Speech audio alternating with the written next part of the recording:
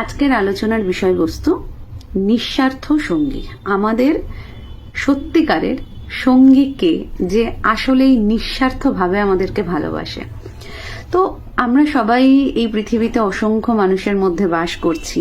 আমাদের পরিবার আছে, বন্ধু আছে, আত্মীয় স্বজন আছে, কিন্তু এত মানুষের পরিমণ্ডলের ভেতরে থেকেও একটা সময় গিয়ে আমাদের মনে হয় যে একটু যদি একা বসতে পারতাম বা একটু যদি একা থাকতাম আমাদের বোধহয় খুব ভালো হতো।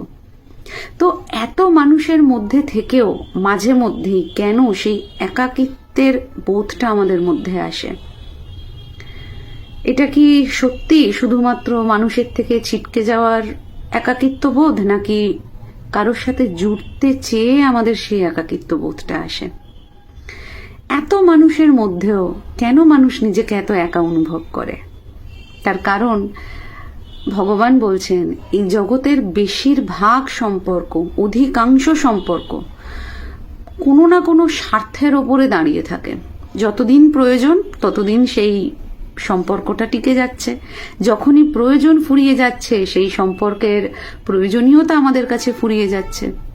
আজকের বাবা সন্তান, একটা সময় পর বাবা সন্তানকে লালন পালন করে বড় করে তুলছে, সন্তান বড় হচ্ছে, তারপর একটা সময় গিয়ে আজকের সন্তানের মনে হচ্ছে আমার পরিবারে আমার বাবা এখন বোঝা, তাই আমি বাবা মাকে বার করে দিচ্ছি। তো এই জিনিসটা হতেই থাকছে, সে যতই কাছের সম্পর্ক হোক না কেন। তার মানে জাগতিক সম্পর্কের একটা ভ্যালিডিটি আছে, জাগতিক সম্পর্কের একটা ভ্যালিডিটি আছে, এর একটা নির্দিষ্ট সময়সীমা আছে। যখন এই সময়সীমাটা ফুরিয়ে যাচ্ছে তখনই আমাদের এই সম্পর্কগুলোও কেটে যাচ্ছে। আমরা জগতে থাকাকালীন আমরা বলে বেড়াচ্ছি যে এ আমার খুব আপনজন, ও আমার প্রাণের মানুষ, কিন্তু সময়ের পরীক্ষায় দেখা যায় সেই সম্পর্কগুলো স্থায়ী হচ্ছে না, সেই সম্পর্কগুলো স্থায়ী হয় না। হ্যাঁ, জীবনের জন্মের পর থেকে যদি আমি যাইও তার সাথে, একটা না একটা সময় মৃত্যু গিয়ে তার সাথে আমার বিচ্ছেদ ঘটাচ্ছে। মৃত্যু আমার বিচ্ছেদ ঘটাচ্ছে। তাই ভগবান সত্যের দিকে আমাদেরকে নিয়ে যাচ্ছেন। সেটা কি? প্রশ্ন করতে শেখাচ্ছেন। কা তব কান্তা কাস্তে পুত্রাহা, কে তোমার স্ত্রী, কে তোমার পুত্র? এর অর্থ কিন্তু সম্পর্ককে আমি অস্বীকার করছি না, কিন্তু সম্পর্কের এই যে জাগতিক সম্পর্কের অনিত্যতা, এটাকে প্রশ্ন করা হচ্ছে। আমি জাগতিক সম্পর্কে অস্বীকার করছি না, কিন্তু সম্পর্কের অনিত্যতাটা বোঝো, সম্পর্কের স্থায়িত্বটা বোঝো। চিরকালে সম্পর্ক থাকবে না। তাহলে আমাদের কি করা উচিত? তাহলে যে সম্পর্কের ভ্যালিডিটি মৃত্যুর পরে পর্যন্ত থেকে যাবে, অথবা জন্মের আগে পর্যন্ত থেকে যাবে এবং সারা জীবন ভোর আমাদের সাথে থেকে যাবে, সেই সম্পর্কটাকে খোঁজো। এবং এই সম্পর্কটা একমাত্র দাঁড়ায় কিন্তু ঈশ্বরের সঙ্গেই। যে ঈশ্বরের সাথে আমাদের সম্পর্কটা সম্পূর্ণ নিঃস্বার্থ, ঈশ্বরের সাথে আমাদের কোনো স্বার্থ নেই। আমরা তাকে স্বার্থে বেঁধে ফেলি, সেটা আলাদা বিষয়, যে আমাকে ওটা দাও, আমাকে অমুক দাও, কিন্তু আসলে ঈশ্বর কিন্তু আমাদের থেকে কিচ্ছু চান না।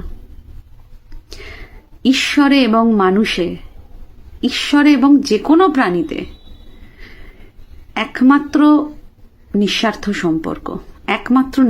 সম্পর্ক হচ্ছে ওইটাই। একমাত্র ভগবানই মানুষের নিঃস্বার্থ সঙ্গী। তিনি কোনো প্রত্যাশাও করছেন না, তিনি স্বার্থও খুঁজছেন না, এবং সর্বোপরি অদ্ভুতভাবে আমরা ছেড়ে যাওয়ার চেষ্টা করলেও তিনি কোনো মুহূর্তে আমাদের ছেড়ে যান না। তিনি কোনো মুহূর্তেই আমাদের ছেড়ে যান না। এবং এই কারণেই এই সম্পর্কটা ঈশ্বরমুখী যে সম্পর্ক, সেই সম্পর্কটার দিকে একটু নজর দেওয়া প্রয়োজন আমাদের।